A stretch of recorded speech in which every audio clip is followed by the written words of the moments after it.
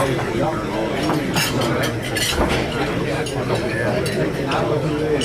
everything?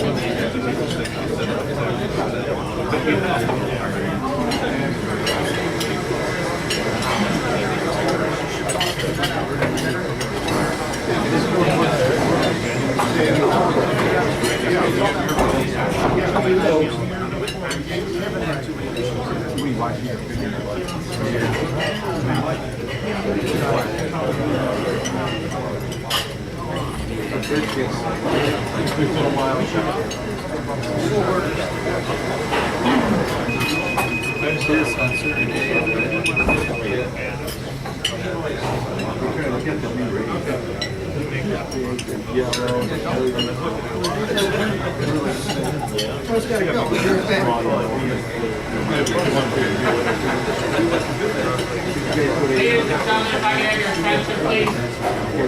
While you're finishing up eating that delicious chicken Rockefeller there, I'm going to get started with the business portion of the meeting. Servers, feel free to continue on, get your plates. You're not going to interfere. What's that? Bring in the dessert. Oh, yeah, bring in the dessert. Okay, we got a good dessert. What is it? Apple pie? Surprise. It's apple pie. Sorry. But thank you all for being so flexible. Obviously, powers beyond our control yesterday, kind of limited what we could do. Fortunately, Cisco, our presenter today, he actually came in. I'm calling Mike Turbino Sunday morning. Get a hold of him. We're going to cancel. It's going to be a short. He came in on Saturday because of the weather. So Cisco's been here since Saturday night, enjoying time in Middleburg Heights at the Hampton Inn, and he was willing to stick around today to put this presentation on for us. Unfortunately, our numbers were supposed to be a little bit bigger. For yesterday, a lot of people couldn't make it. For those of you who were able to flex your schedule, we really appreciate it. And after going out to dinner with Cisco last night, that I think you're going to enjoy his presentation. A lot of good information was exchanged for you with me last night.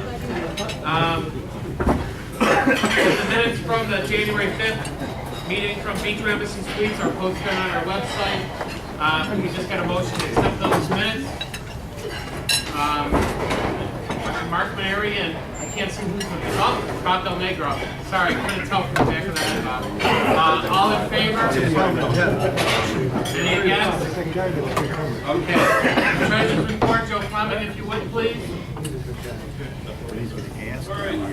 Treasurer's report, we got 13,800 in checking, 10,000 in certificate 1, 5,400 in certificate 2, 3,900 in savings for a total of 32,332. We're currently at 124 members, and 58 of those are all-inclusive members as of right now. We got more coming. Okay, motion to accept our treasurer's report. Jim Davis, seconded by Nikki Manson. All in favor? Okay. Any against? Okay. Committee reports, the full Mike Cocap, if you would, please.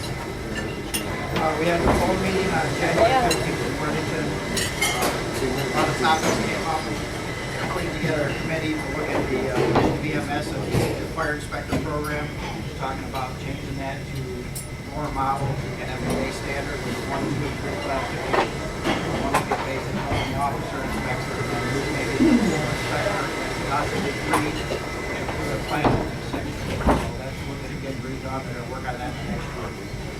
We talked about the smoke monitoring at the RCAC, which took place last week, which I'll have Chief from Mayfield Village expound on that, Gino. We also talked about changing a little bit of bylaws going forward. What we're going to try to do is we're going to have our charter membership. Basically, we have Northeast, Central, Southwest, Northwest, and Fire Data Exchange for all charter members.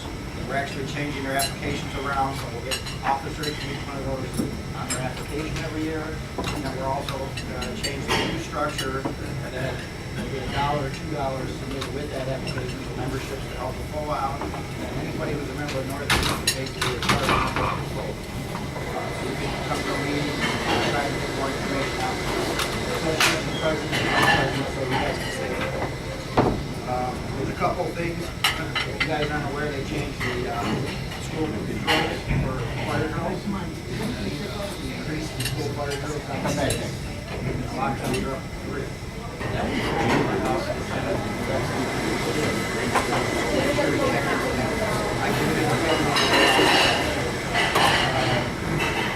there is part of the lockdown drill still. Kate's working on that. There's supposed to be a meeting next week between the Department of Commerce, the Attorney General, the hopefully somebody's going to get invited to that. The Chiefs Association or FOA, we can have some input, but I'm not looking good. Fireworks legislation is going to be reintroduced probably in the spring. And we have the Fire Safety Expo is in March. If you haven't seen that, get that on our website. We have flyers out front. Flyers out there, that's the March class. The Ohio Fire Expo on campus, Fire Safety Week is next month. There's a 2-day thing, there's conference classes in there that are, some that are PBS credit, some that are inspector credits, 2 days out of office. Ohio inspector's rate is $99 for 2 days, and includes your lunch. That's not a bad deal.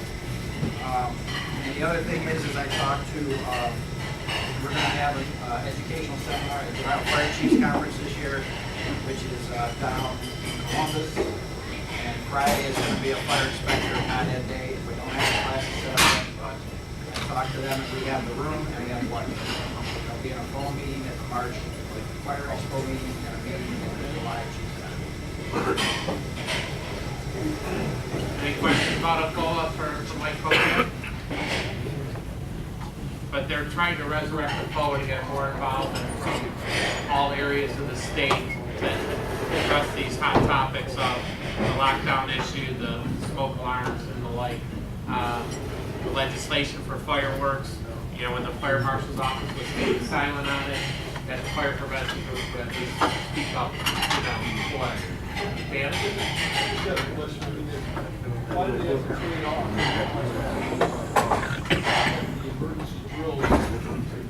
Why do they pick up those things? They just can't Well, that's a very interesting observation, Dan. It caught all of us by surprise. The marshal's office supposedly knew that there was going to be some changes coming down the pipe. None of the fire prevention organizations knew anything about it. And it was the educators that pushed it through their state legislators to reduce those numbers from the fire side and increase the lockdown for emergency disaster without really any input from the fire prevention side of things, from at least the local agencies, which was a little frustrating. So this goes forward, this comes out with the new code, or just something going to private? I mean, we're still in 2011 fire code, right? Yeah, no, I think this is going to be, we got an actual date yet on when it's... It takes place, it's going for the next school year. The next school year, the 15-16 school year is taking place. Yeah, and I think it's officially signed as of April 1st, I believe is the date. But they're not. We go by the code, so that's going to be It's in changed to the Ohio Revised Code. What's that? It's a change to the Ohio Revised Code for the superseding fire code. So that part's null and void. It's not at that point in our fire code. State law. And that's what the frustrating thing was. A lot of the guys at Otoa now are saying we need to get someone monitoring state legislation. So when these kind of things try to go push through late down session, that we have an eye on it, just like the fireworks, because sometimes the marshal's office gets so political and things don't get, you know, as a marshal, he's not able to or doesn't speak out on it, where some of the local authorities or fire prevention groups, and that's one of the things that Nicole is trying to target by saying that they represent all these different fire prevention organizations. You pay for us, last year we had 182 members, pay $1 a person. It just lets them know how many cities they're representing when they speak as a FOA to our state legislature. So, you know, when you get those kind of numbers, so they see it's just not 8 guys in a FOA, they represent, just like I represent you as 182 members, saying I don't know how many fire departments, that we can convey that message when we're talking to state legislators. Yeah, we were told they made a decision because someone down the state, one of the political parties stated that we haven't had a child die in a school in 30 years. So why do we need to practice so much? That's how that all started, and that's how they reduced it. So I'm pretty sure, though, if you follow the guidelines of the state fire marshal's office, that's the minimum.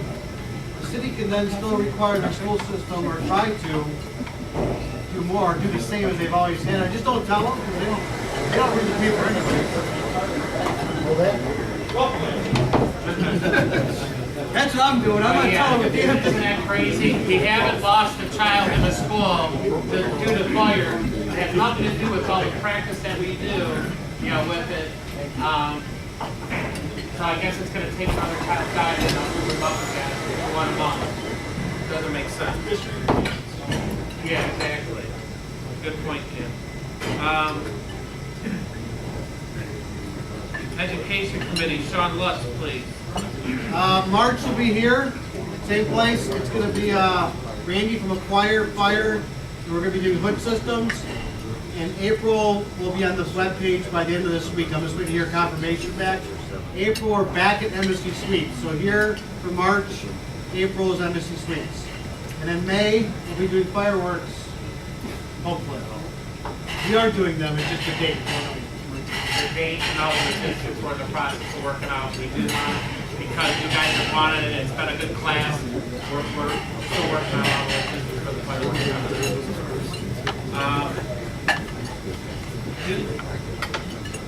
New business.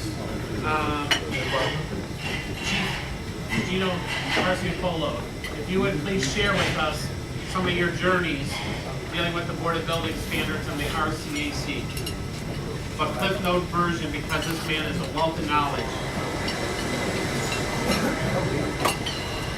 He could talk about it when you see what Mayfield Village has had to gone through. So, back in May of 2013, Mayfield Village received correspondence from Board Building Standards that our local legislation pertaining to residential smoke alarm installation was in conflict with the state residential construction code. And Mayfield Village, as well as Patriot Heights, Sugar Falls, received similar correspondence. Mayfield Village was the only community that responded back and argued with them. So that spurred a chain of events which, you know, Northeast Ohio Fire Prevention came and monitored. Lieutenant Mike Urbino, my fire marshal, assisted me, and we went and presented the Residential Construction Advisory Committee with 1.5-inch binders with a bunch of technical data related to smoke alarm sensing technology to educate the Residential Construction Advisory Committee and the Board of Building Standards with why our local ordinance was, we felt, appropriate to help reduce the risk of fire deaths in Ohio. We went, I think, 5 or 6 times to different meetings to present in front of different groups of people, and ultimately the decision where the law change has landed all comes back to, I think, 3 things, and those 3 things are education, time, and politics. So we educated them that there is a difference in sensing technology. It took them time to absorb the material, and while they haven't fully bought into the level that we feel is appropriate based on the technical data, they also haven't had a lot of time to absorb that information. And it was hard for us to absorb that information when we first heard about what technological differences there were in sensing technology. So as much as, the state-made movement, and this legislation was recently passed on Friday to amend the residential construction code so any new constructed homes are going to require a combination of both photoelectric and ionization detection on every level of the home. Also, outside of any bedroom areas, they're going to require that you have photoelectric detection, and there is an exclusionary clause in there that allows smoke detector systems, so alarm systems, to use photoelectric only technology, because you currently cannot buy a smoke detection system that includes ionization sensing technology. That language will be, I believe, beginning enforcement in April of this year. And I guess that pretty much sums it up. The politics part of it is pretty thick and it's pretty dirty. There's a lot of different fingers or tentacles involved with it, so it's kind of like an octopus, and lots of different people have their position, and they're, you know, some of them have a lot of power in the state of Ohio. So they're able to manipulate things and, you know, not go the full distance, which is where our local legislation is where I believe they also want to justify, in my opinion, cooperation between their design process. So us recommending language to the state of Ohio doesn't necessarily fit the bill of what they're looking for, so they wanted that language change to come from their own board or group. So I believe that's why we ended where we did. But it is a positive step, and I do believe that it is going to decrease the fire death rate in any new constructed home in Ohio. So it is a big step. It's the first time they've amended the RCO in Ohio since the inception in 2007 because of a local ordinance. So that's it. Is that good? Very good. No, and job well done by Mayfield Village, between Chief Mike and his legal team and the support of the city fathers, that they fought for their home rule. When we talked to the RCAC subcommittee, they just blew us off. We aren't changing anything. Same thing with the whole RCAC panel. What if we made the president, when they appealed it to the Board of Building Standards, it took it to the next level. Those people start listening, reviewing the facts, and then they told the RCAC, you better adopt some legislation for us, type of thing. But it was all because of Mayfield Village's persistence with it, and I think we're going to have it's a positive step in the right direction. So, but thank you, Chief. Thank you, Mike. Job well done. Mike, you're working with Devin on some of the current state legislation beyond the what's in the building code. So, a brief update with that, please. Devin and I have been working with Senator Sykes' office since mid last year, like we started June of last year. We're lining things up. The legislation is pretty much finished. It's going to apply to existing structures, some new construction, and residential rental property. Right now, it's with the Legislative Commission, and they're coming up with an executive summary of the bill. So when that executive summary is available, then we're going to make that available to all of you. So we're going to get that executive summary to you so you can see what the bill is actually all about. Hopefully everybody will be in support of it. As far as the time frame goes, I really don't know because that's out of our hands. It's it's with the legislators, but we're in contact with them all the time. In fact, I emailed back and forth with Senator Sykes' aide this morning. So it's coming. Hopefully it's going to augment what's already happening to the Board of Building Standards for 1, 2, 3 family. Thank you for all your efforts, Devin. Devin's working with the senator's office from the beach down in Florida, working with Mike, and the aide said it's just not a wind there. Where are you at? That's why Devin's has the suntan here. But thank you for all your efforts, even when you're on vacation, sir. Thank you. The fireworks legislation, obviously dead for now. We're going to continue to follow that. As soon as we have more information, and whatever the proposed bill number is going to be, we'll get the information, start digesting it, get some feedback from you, and we'll represent you down at the state level is needed to convince them on the potential shortcomings of whatever legislation that may be put in front of us. News Channel 5 approached us again to do another story on 9-volt smoke alarms, or not, excuse me, 9-volt batteries for the smoke alarms. I worked with Joe Fleming and some of the guys from the Broadview Heights Fire Department. His chief was very supportive. That should be airing the second week of February. They approached us as a go-to organization, and you'll see another presentation coming down the works from Channel 5. Anything else for new business before we move on? I don't have any old business. Oh. Yeah. Good of the order. We've had a couple new faces from the State Fire Marshal's office, and please don't take any offense if we're attacking your boss.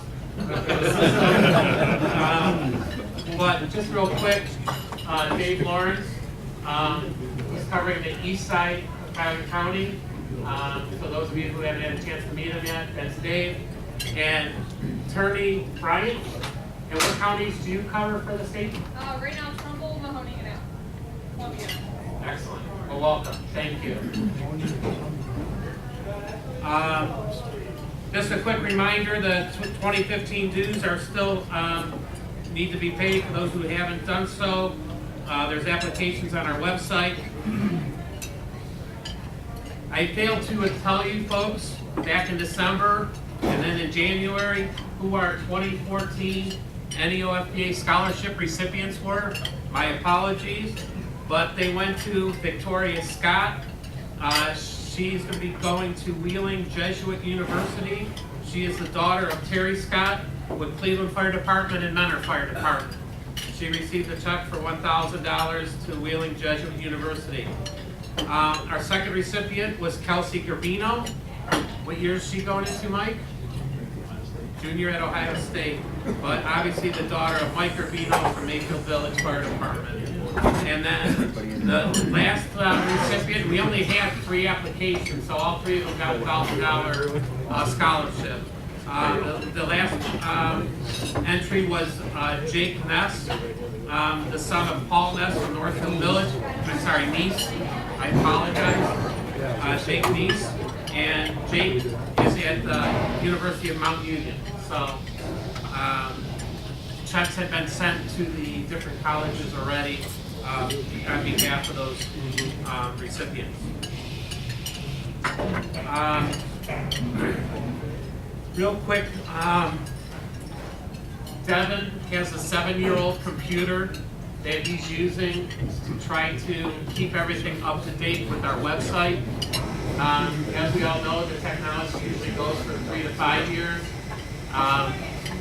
It's time to approach the memberships and get a new Mac computer for Devin to keep our website current, and as well as the Mac technology is going to work better for maintaining the website with our webmaster, Dave Kuhart. But unfortunately, it's about a $1,700 purchase. So we need to take it to the membership to get a new computer so we can keep you well informed. Motion, Jim? You want to put a motion on the floor, please?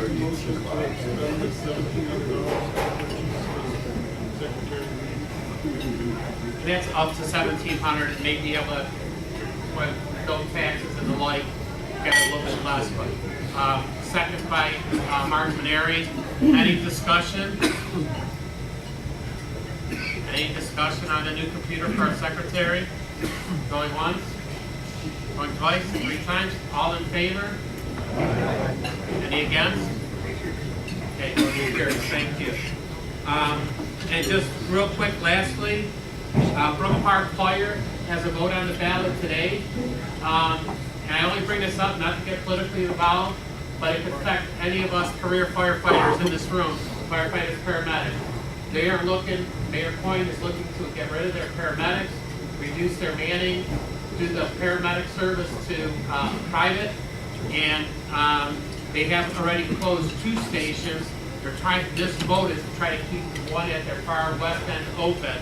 But just to keep informed, once one of these mayors gets doing, you know, some of these things, that seed gets planted and, you know, who knows what could take off. Just something to be aware of for our fire department services with the paramedics. Good luck to Brooke Park today. So, anything else? If not, The school here was granted for whatever to go to nationals, which is in California. They had to swallow a $15,000 bill. I'd like to have us vote for a $500 donation to the school. It's actually the cost savings from embassy to here anyway, so really it's no skin off our back. But $500 to go to the school, but we need $5.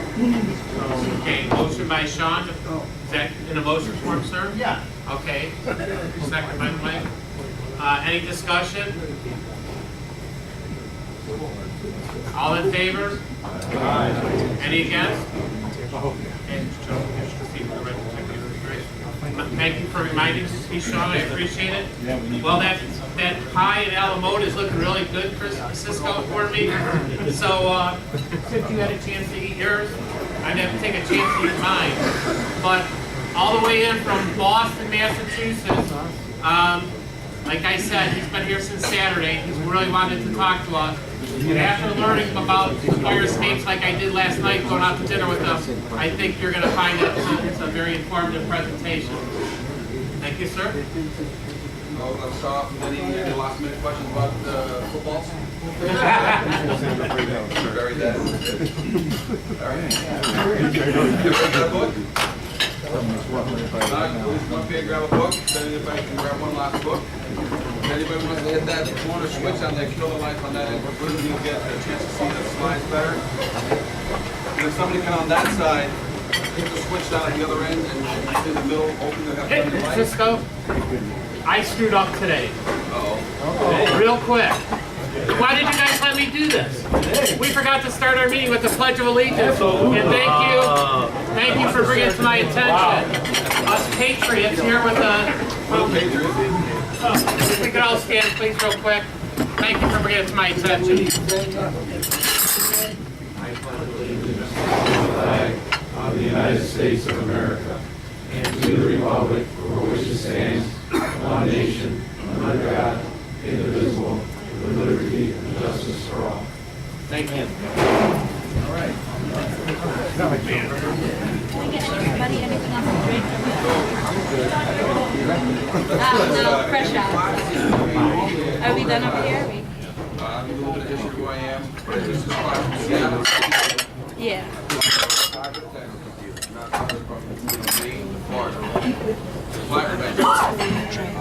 of the 50 states, 40 states are run by fire prevention, while 10 states are run by building departments.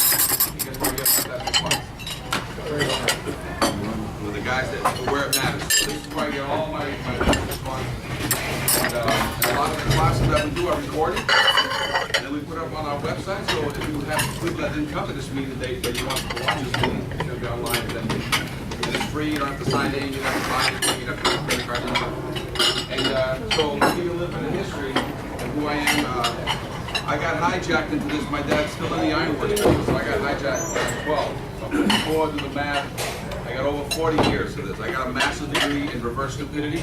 That means I don't know what to do. I've done all the wrong things, and that's what I'm here to share with you. So I'm like a little whistleblower of all the wrong things and what they cause. And so with that, you get to the point where now the only thing left to do is the right thing to do. But this is called the Bastard John of Egress. So some of the stuff I'm going to show you today is just not here. It's everywhere in the U.S.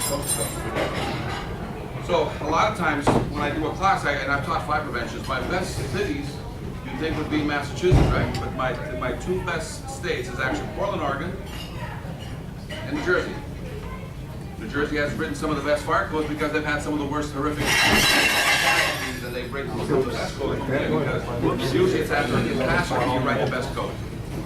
And Portland, Oregon, you know, I spent almost 10 years to show you what you're showing you today. So if you want us, we can have a 10-year program with you, or you can just copy the wheel. I'll give you the guy's names too over there, and we've had everything thrown at us. You know, the political backlash, the tenants, the owners, everybody that's associated with the pushback that you're going to get. So we're just gonna basically, and a lot of times, these classes that I teach is 4 to 6 hours. So I teach fire prevention through Kane University in the entire state of New Jersey. It's a 6-hour class, right after fire. All right? And so you can imagine how long but this is gonna be, 1 to 2 hour class. I'll stay as long as you guys wanna keep talking about it. But what I'm gonna do, this is sort of